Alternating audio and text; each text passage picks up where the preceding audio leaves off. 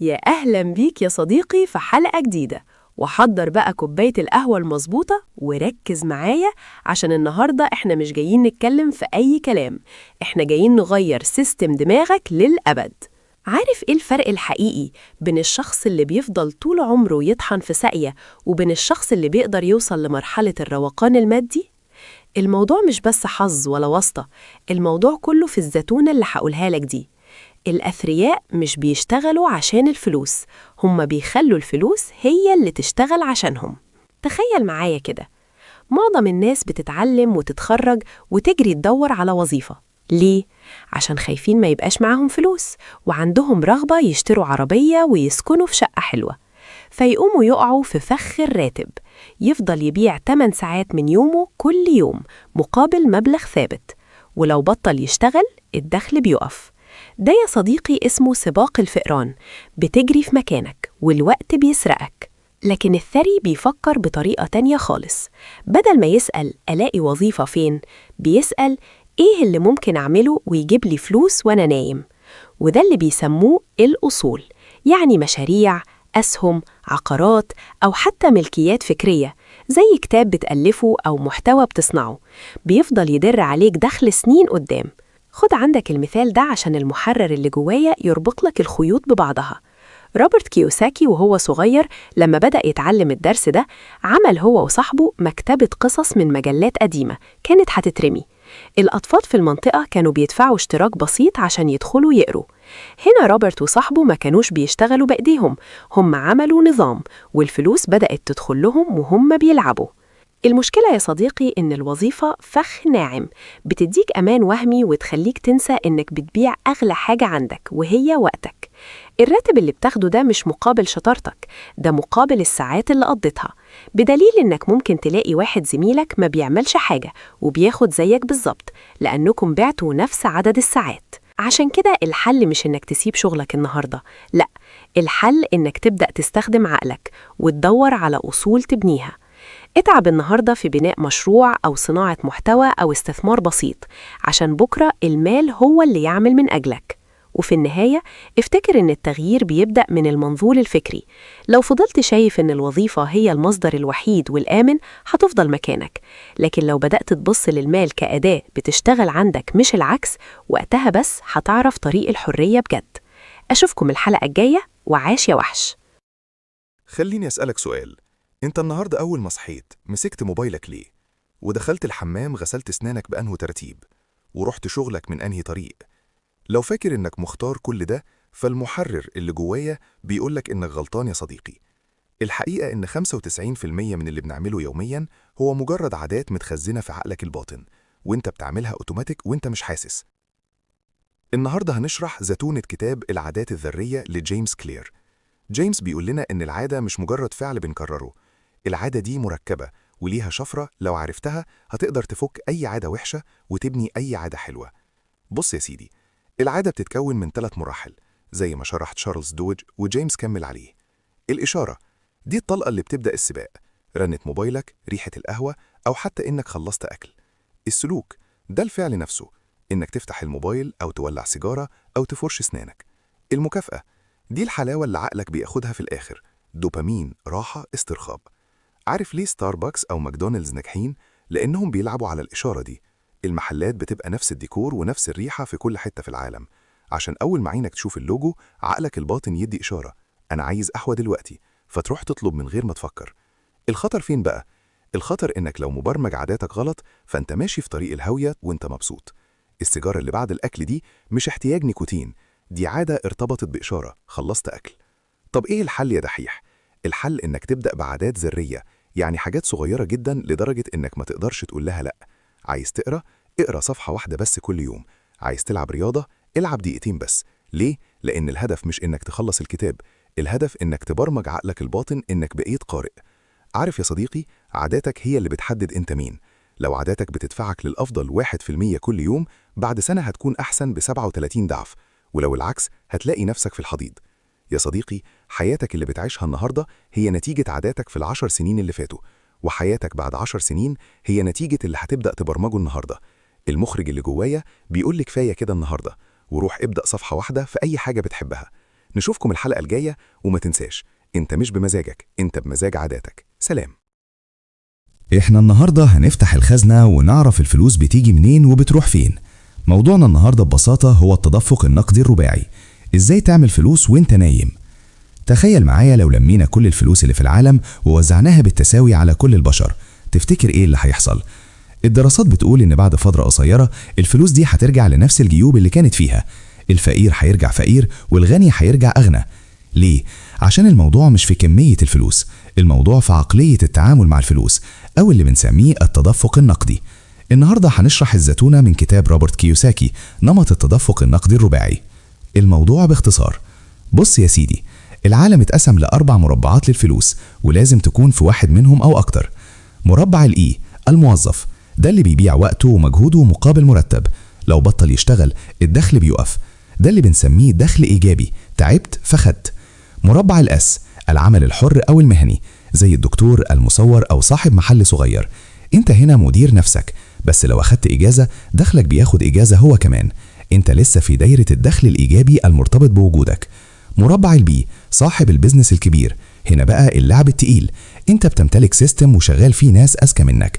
لو سافرت سنة السيستم هيفضل شغال ويجيب لك فلوس، ده بداية الدخل السلبي. مربع الاي، المستثمر، ده الوحش بتاع اللعبة. الفلوس هي اللي بتشتغل عشانه، بيحط فلوسه في أسهم، عقارات أو مشاريع جاهزة، وبياخد أرباح وهو قاعد حاطط رجل على رجل. الزتونة فين؟ الزتونة إن 80% من الناس محبوسين في المربعين اللي على الشمال، E و S، ودول دخلهم مرتبط بوجودهم الشخصي. أما ال20% الأذكياء فهم اللي بيحاولوا ينقلوا نفسهم للمربعات اللي على اليمين، B و I. عارف يعني إيه غنى؟ الغنى مش إنك تقبض 100,000 جنيه في الشهر وإنت شغال ليل نهار، دخل إيجابي. الغنى هو إنت تقدر تعيش كام يوم لو بطلت شغل النهاردة. لو دخلك السلبي اللي بيجي وإنت نايم بيغطي مصاريفك، مبروك يا صديقي، إنت بقيت حر ماليا. مفيش مشكلة تكون موظف، إيه؟ بس الذكاء إنك تحاول تخلي جزء من دخلك يروح لمربع المستثمر، آي، حتى لو بمبالغ بسيطة، في أسهم أو أصول بتدر عليك دخل. التنوع في مصادر الدخل هو اللي هيخليك تنام مرتاح لو حصل أي ظرف للوظيفة. في النهاية يا صديقي، العلم لا يكال بالبتنجان. كل حرف في المربعات دي هو عالم محتاج مهارات وتفكير مختلف. لو فضلت محبوس في مربع الموظف بس، انت بتعرض امانك المالي للخطر. ابدأ فكر ازاي تنقل نفسك، او على الاقل تفتح باب صغير في المربعات اللي على اليمين. الحلقات الجاية هنفكك كل مربع لوحده ونعرف ازاي ننتقل بينهم. اشوفك بجرعة دوبامين جديدة. سلام. النهاردة احنا قدام قنبلة تطوير الذات، الكتاب اللي مفيش قائمة أفضل كتب في العالم بتخلو منه، العادات ال7 للناس الأكثر فعالية، للعظيم ستيفن كوفي. وحياة خالتك ركز معايا، عشان الكلام ده مش مجرد تنمية بشرية، ده تغيير جذري للسيستم بتاعك كله. بص يا سيدي، المقدمة الصادمة بتقول إيه؟ بتقول إنك لو عايز تغير حياتك بجد لازم تبدأ من الداخل للخارج. احنا هنا بنتكلم عن بناء الشخصية، مش مجرد تلميع للمظهر. ويلا بينا نشوف المفتاحين اللي هيفتحوا لك أبواب النجاح. 1. من الداخل إلى الخارج. ابدأ بنفسك الأول. بص يا صديقي، أغلبنا فاكر إن التغيير لازم يجي من بره، الظروف تتحسن، المدير يتغير، الحكومة تعمل، وده غلط تماما. الزتونة، التغيير الحقيقي بيبدأ من جواك انت.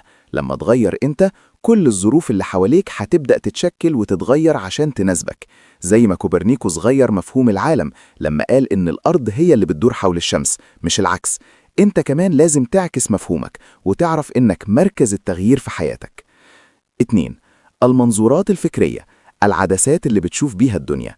عارف النضارة اللي لابسها؟ هي دي منظورك الفكري. لو النضارة مخدوشة أو لونها غامق هتشوف الدنيا كلها كئيبة.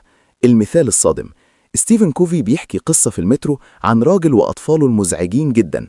ستيفن كان متضايق وشايف الأب مهمل، بس لما عرف إن أمهم لسه ميتة في المستشفى من ساعة منظوره اتغير تماما. فجأة الغضب اتحول لتعاطف. الدرس، مشكلتك مش في الناس ولا في الظروف، مشكلتك في المنظور اللي بتشوف بيه الأمور.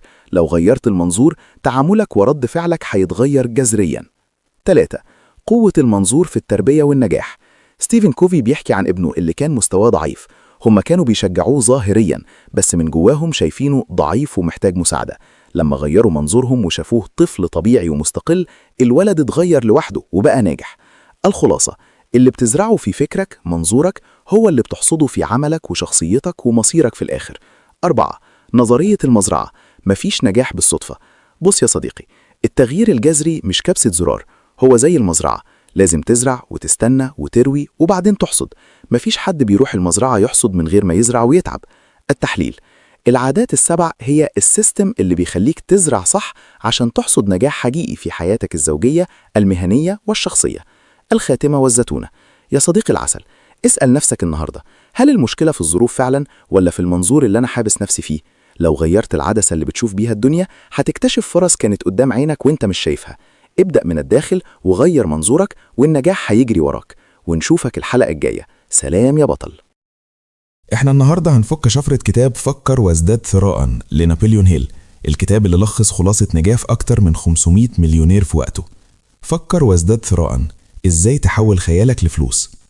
خلينا أسألك سؤال بديهي، ايه أول خطوة بتعملها عشان تبني بيت؟ المهندس؟ الأرض؟ العمال؟ لا، الإجابة هي الفكرة. كل حاجة حواليك دلوقتي، الموبايل اللي في إيدك، العربية اللي بتركبها، وحتى ناطحات السحاب بدأت بفكرة في دماغ واحد مجنون قرر يصدقها.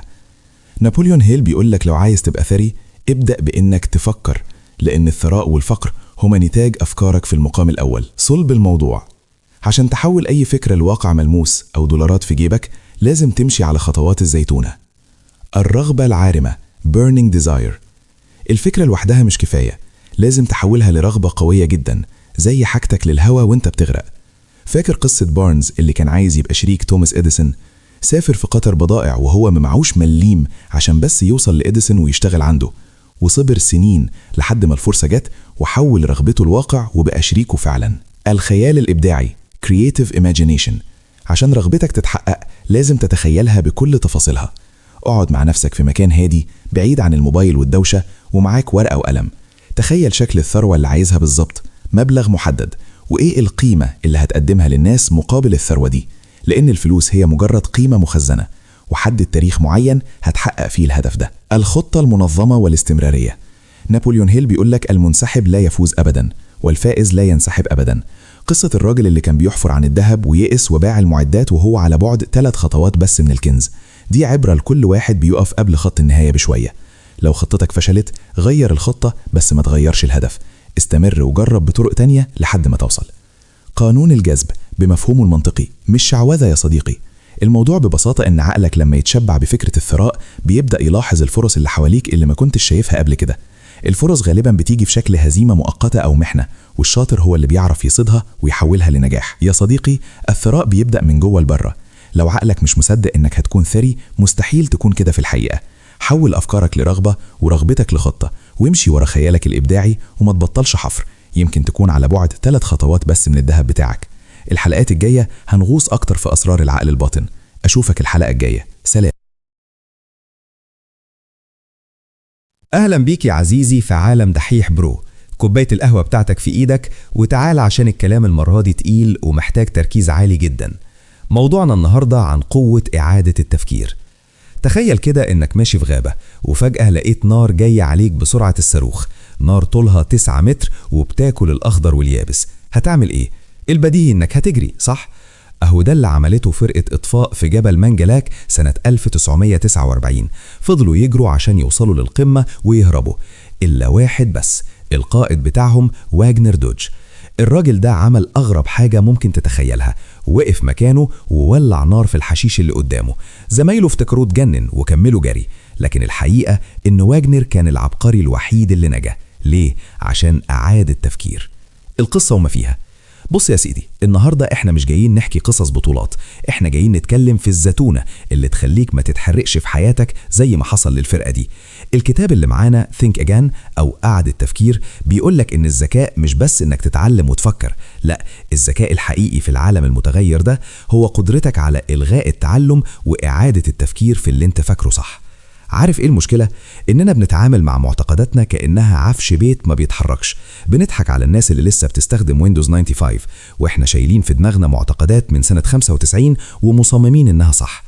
المؤلف آدم جرانت بيقولك ان في مغالطة مشهورة اسمها غريزة الاختيار الاول. عارف في الامتحانات لما تختار اجابة وبعدين تشك فيها فتقول لا اول اجابة جت في بالي هي اللي صح.